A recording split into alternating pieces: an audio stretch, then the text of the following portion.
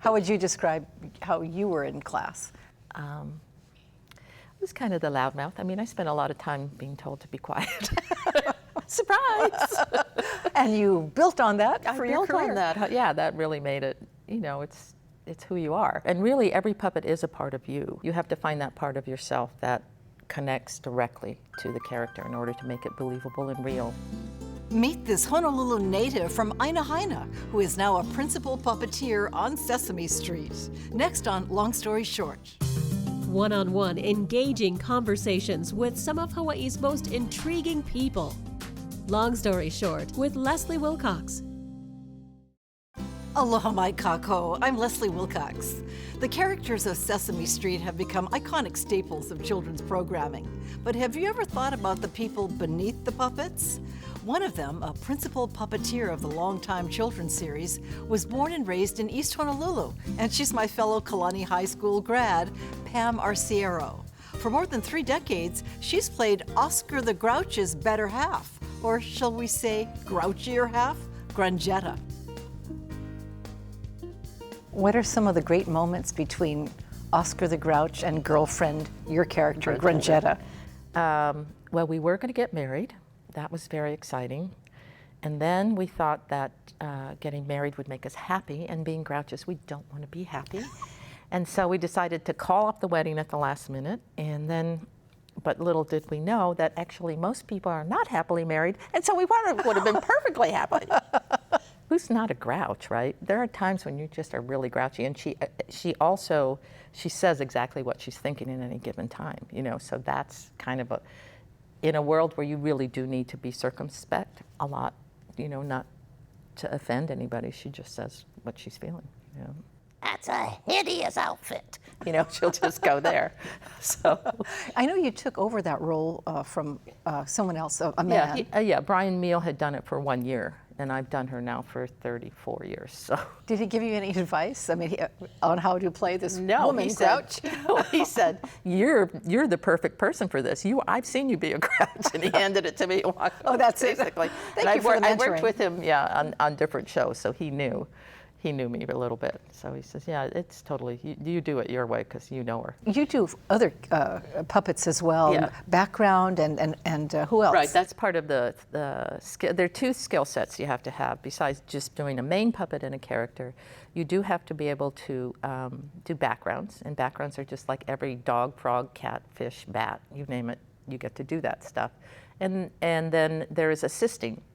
And assisting is actually a pretty major thing, and I actually love assisting because you watch the other performer figure out how to do all these things. And that is because some of the characters have 2 hands, like Ernie, and Telly Monster has 2 hands, and I consistently have been Telly Monster's right hand for about 30 years. Is that the important hand? No, not really, but it's a balance, and because your hand is in the head of the puppet, and then your other hand is here, the left hand usually, and then the right hand comes in, and you have to match and do everything in synchronicity with the other character, the other hand, and it has to look natural. It can't look like this hand is doing this. Well, right. You know, you can't be talking with this hand while so. And movement is so important in puppetry. In order to get a believable character, you have to break down the movement and take everything you do with the whole body and do it between your elbow and your fingertips to make it, you believe that this is alive. And you know, Bert moves differently than Ernie, right? Bert's very stiff when he walks, and Ernie's kind of lumbering and cute and funny. And so having a movement background is very great for puppetry because you are breaking down the movement all the time in your head and putting it, again, between your wrist and your elbow and making people believe that Ernie is walking this way and Bert is walking this way, very stiffly. So that analysis, the ability to analyze movement and then put it into the character is huge for me. To be a puppeteer at your level, you also have to have lots of physical agility and strength. Yeah, we keep up. I mean, when I first started working, and I first started working with Jim Henson, we did 110 shows in 6 months. So you were working every single day. And I remember the first week I was working in New York, and it was cold, and I was going to get a cab home, and I'd been working all day, and now we work 8-10 hours a day with our arm like this, right? And we're walking out to try and get a cab and going, somebody else, can you hail the cab? I can't lift this arm up, I'm not gonna do it. Because it literally was that challenging. And then the focus to have everything between your hand and your elbow.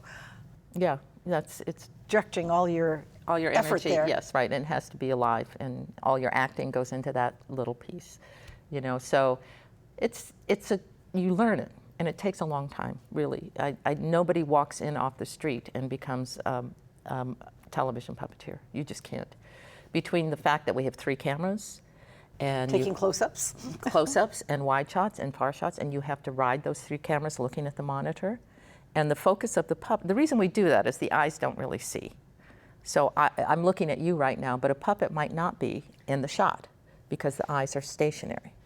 So you have to learn to do that with each camera. And in every camera cut, you have to adjust the focus just enough to be alive and looking down the barrel of the camera. Right, all those intricacies. So that just takes time. It just takes exposure to the process, to being all the details of what we do. It's very, very Well, it also slow. doesn't look physically comfortable when we see you. I mean, and you're right up against other puppeteers. Right.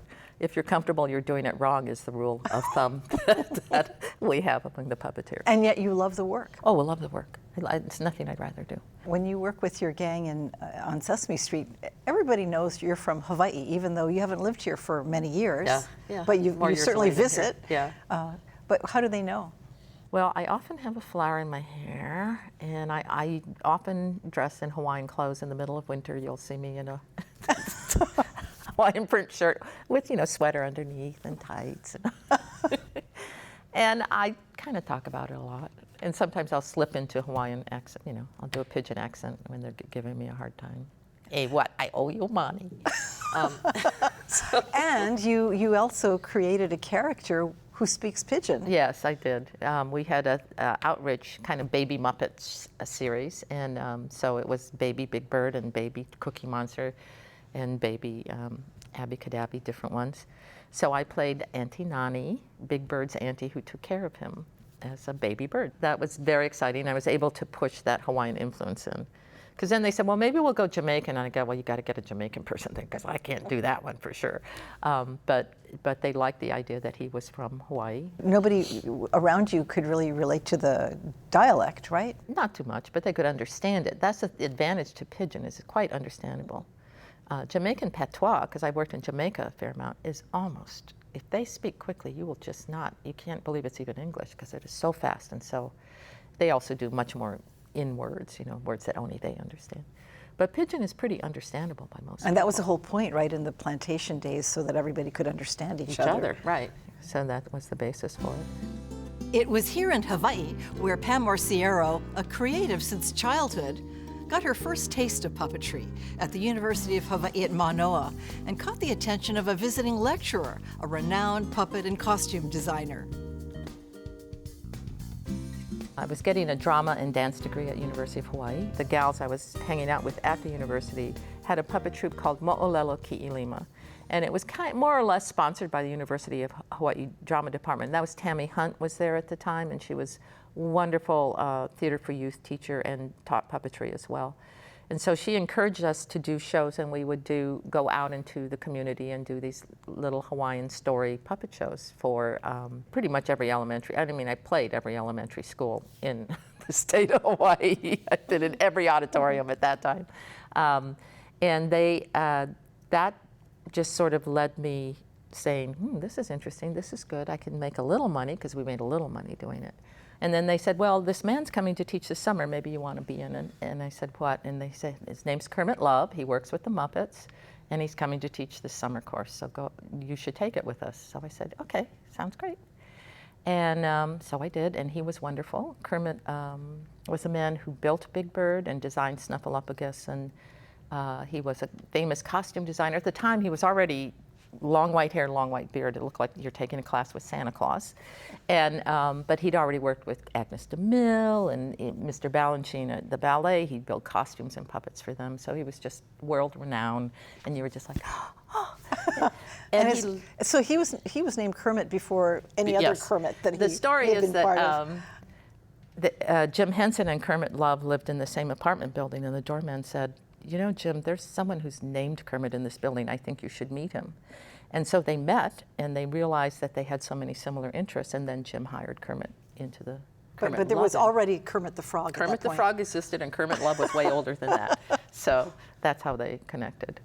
And just, he was a wonderful influence, wonderful mentor. And didn't he want you to get into puppetry right away?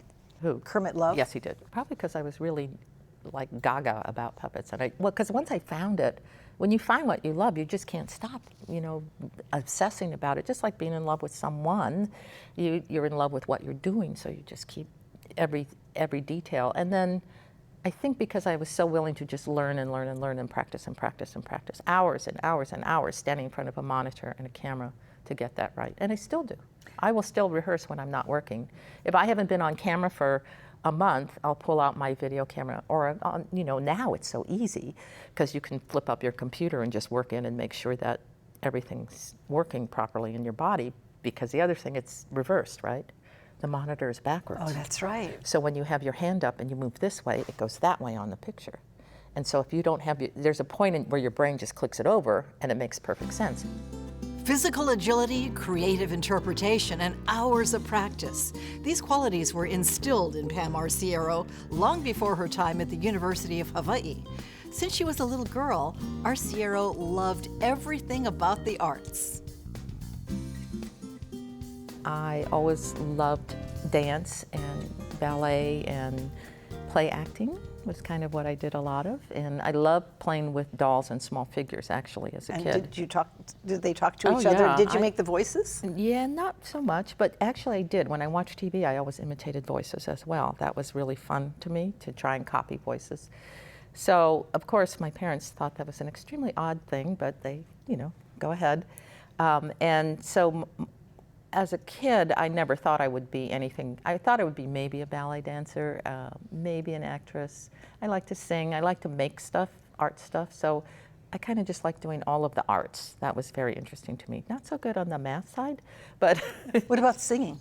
Singing, I always sang. Yeah, I always sang a little bit. And once I was in high school, I was in chorus and all the different things. And we did some acting, a little bit of the plays at Kalani. But everyone said, that's not a real job. What are you going to do? What are you going to do? And I just said, well, I don't know. Maybe I'll be a ballet teacher. Maybe I'll be a school teacher. Maybe I'll be. Now, I know your father was in the Army as an officer, and then he was a Matson executive. Did he have any thoughts about what you should do? His encouragement really would have just been, he was very much about being who you are, which was kind of unusual in those days. He was a very romantic and soul, and I think the war was very hard on him, which is why he would, he'd recite poetry and go off on these kind of tangents with me. But like many World War II people, they never spoke about what really happened. Right, there's not a lot of details. There's no details about what it was, but you could just tell, he'd just go, life is really short, you just can't. That was that generation that didn't talk about it. It was that generation, they did not tell you what happened to them. They did not. And so they would react, and like many men of his generation, they would tie one on pretty frequently. They'd get drunk and they'd start rambling these different stories, but not much detail of what those stories were. But he would also do funny voices.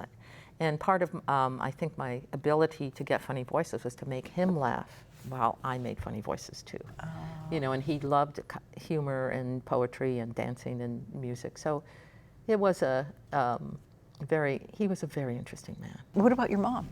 My mom was also in arts and crafts. She loved Hawaiʻiana. She was always in a Hawaiian Civic Club or in a, what were they called, the UE, United. They had ladies' clubs in those days, and she was always starting one in the neighborhood so that they could learn how to make Hawaiian quilts or they could make recipes and stuff. So she was very involved mom and active. And so both artsy parents. Somewhat, yeah. Arts-oriented parents. I guess that's true in comparison to some others, yeah. Our parents did lots of backyard hula luau kind of things, and she was a very fun person. I just loved being with her, and she didn't really sing, but she would try, and like I said, she would sing with the Hawaiian Civic Club and do different things, and so the inspiration was always with her, the community that was happening. In her neighborhood community, all my aunties in the neighborhood, they would have coffee every day together, and it was that kind of, old school style. Was she a stay-at-home mom? She was a stay-at-home mom until I was about 13, And then during the war, her college education was interrupted by the war. So, and we all know the war in Hawaii is the war. World War II. World War II, the only war.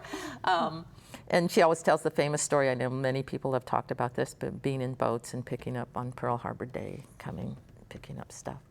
And in fact, my grandfather, who was half Japanese, was driving by Pearl Harbor. He was a single guy, and he had been at a girlfriend's house and was coming home.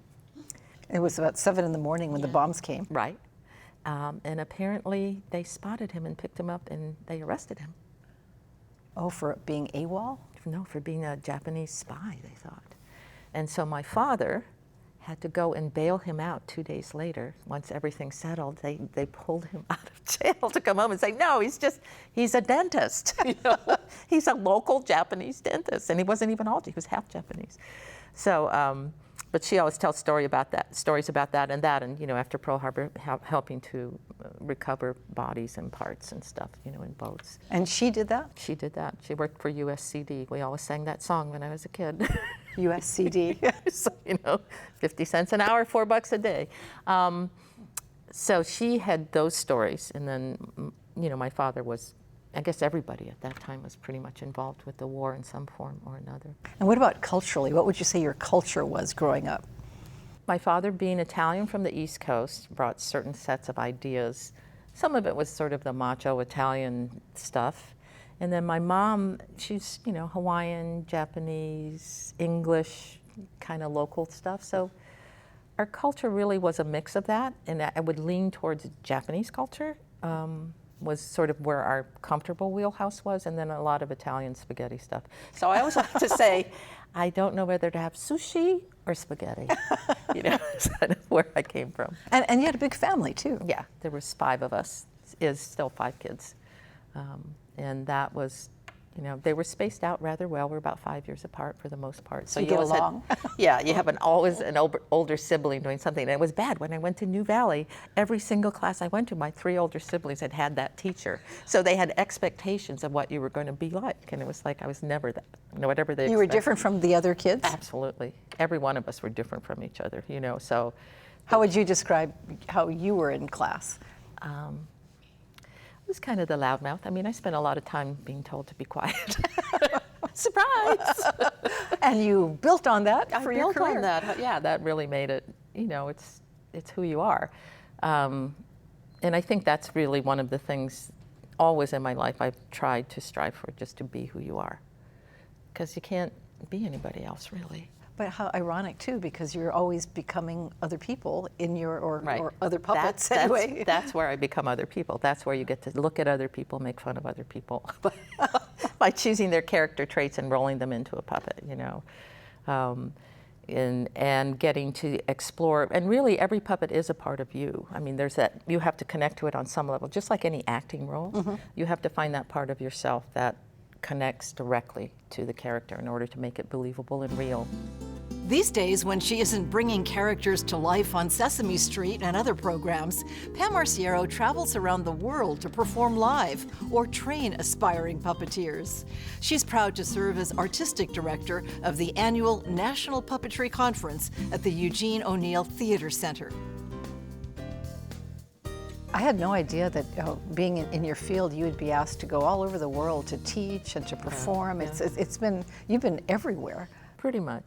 I'm lucky that way. I always wanted to travel, and so pretty much I go when I work. I think the most unusual place I went, I put in a large acting show in Saudi Arabia, and of course this was about 3 years ago. And they're very repressive of women, as you probably know.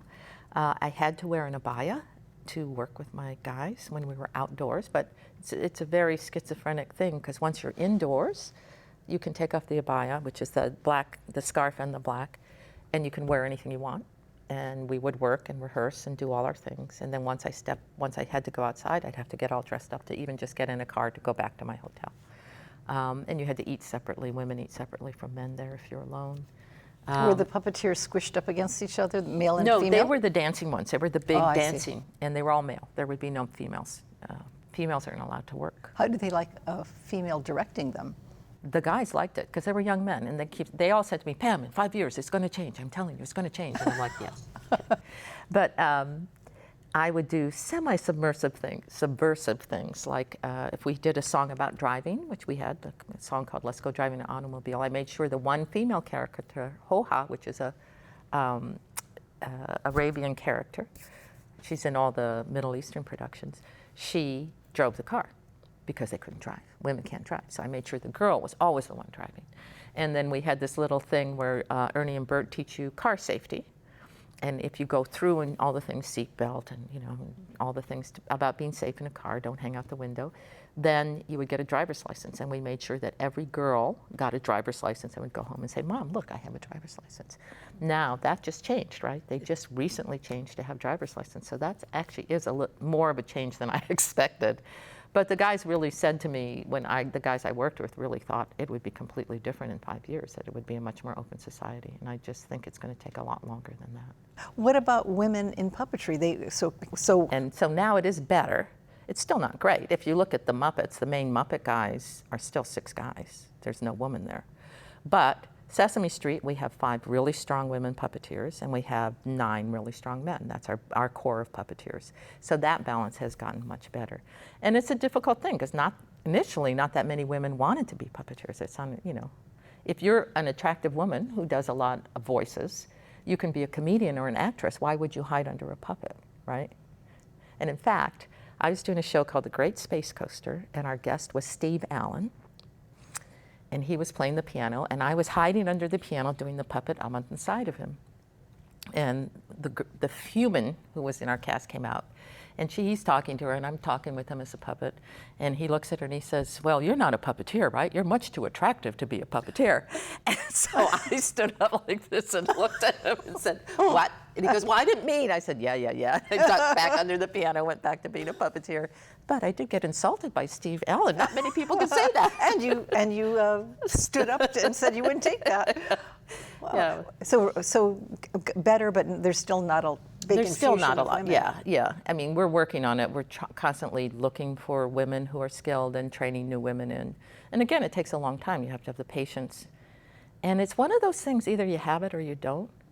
There are some people who can train and work, and they still don't have that natural feel for what making the puppet alive. And you have to have that core. So it is a kind of a unique skill set. But I have traveled a lot all over, directing those large dance shows, as well as teaching. I teach at the Hong Kong Academy of Performing Arts. I've taught at the Taipei National University of the Arts, in Yukon, all over University of Hawaiʻi. And actually I have a lovely University of Hawaiʻi thing that I love, which is Kermit Love came to teach at the University of Hawaiʻi puppetry, and I took that course, and that set me sail on my course. And then I came back 30 years later to teach that same course at the University of Hawaiʻi. And was there a young Pam Arciero there? Kind of. No, not that I know of, but yeah. But it was just really that, it was completing that circle. I've been very lucky to have circles that complete in my life. Pam Arciero has lived in Connecticut for more than 3 decades, but says Hawaii will always be her home. Her 2 sons, both of creative minds, are pursuing an array of projects, including stand-up comedy, live music, film production, and video game voiceover work. Of her husband, Steve Lanza, Arciero says, he has been my biggest supporter and fan, and a guiding light when I need it. Mahalo to Pam Arciero for sharing her story with us, and mahalo to you for joining us. For PBS Hawaii and Long Story Short, I'm Leslie Wilcox. Aloha nui. Did you ever doubt yourself that, maybe I shouldn't do this? Maybe I'm not good enough? The first few years. Oh yeah, I still do. I still have doubts. I'm like, what am I doing? Why did I do that? That's just part of the nature, I think, of being a performer, of constantly putting yourself out there, trying to put yourself out the best you can. And then there are times when there is no jobs, or you go to auditions, because I still audition. We all audition to get whatever roles it is. You go to auditions and you leave and you just go, that was terrible. What was I thinking? That was an awful choice. And then you don't get the job and you go, yep, definitely an awful choice. Yeah. So that's just kind of the way the business is. It's not easy. It's a hard hard part of the business. So you have to have a thick skin and being able to take rejection even now after all this time in the industry and all your accomplishments. And you have to have a thin skin because you're dealing with children and you have to be sensitive to that. And you're acting. You have to be able to access your emotions in order to really get it across. So you have to really feel. Yeah. If you really want to do something, you just have to do it. And people are always going to say, well, that's not a good idea. But you have to say, yeah, but I think if you do what brings you joy and you continue to follow that, you will make it happen in some form or shape. In some ways, I guess people are just, well, you're a girl, you can be a ballet dancer, who cares what you become? You're going to be a mom was sort of how ultimately you're going to be a mom was sort of how the feeling I got from some people. And it was like, no, you don't understand. This is not about that. This is about expressing who you are through movement, through dance, through arts. And I knew that intrinsically, and I don't know why, but I did know that was the key for me, was just to follow, to stay the course, to do what I wanted to do, and it would pay off eventually. You didn't know what the end would be, but you knew this was the right thing to do. Yeah. For audio and written transcripts of all episodes of Long Story Short with Leslie Wilcox, visit pbshawaii.org.